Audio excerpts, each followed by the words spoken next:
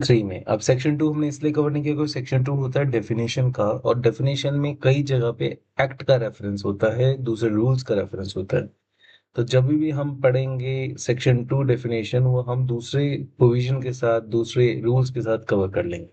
आते हैं section three में, जो उसमें प्रीवियस ईयर डिफाइन था 1961 में, बट आपको पता है कि न्यू इनकम टैक्स एक्ट में 2025 में कुछ ऐसा रहा ही नहीं है।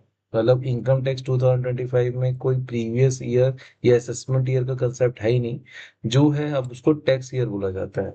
तो टैक्स ईयर 12 महीने का पीरियड को बोलते हैं, जो कि 1 अप्रैल से स्टार्ट होता है। बिजनेस और प्रोफेशनल के लिए जिन्होंने न्यूली सेटअप किया है, और source of income newly coming from the existing in any financial year, the tax year shall be period with the beginning of. तो जब वो अपना डेट स्टार्ट करेंगे बिजनेस को, तब से उनका माना जाएगा कि उनका असेसमेंट टैक्स ईयर स्टार्ट हो गया है। The date on which the source of income newly comes into existence, जब उनकी न्यू इनकम आती है, कुछ भी इन दोनों में से कोई भी पहले हो, तो तब से उनका असेसमेंट ईयर स्टार्ट माना जाएगा।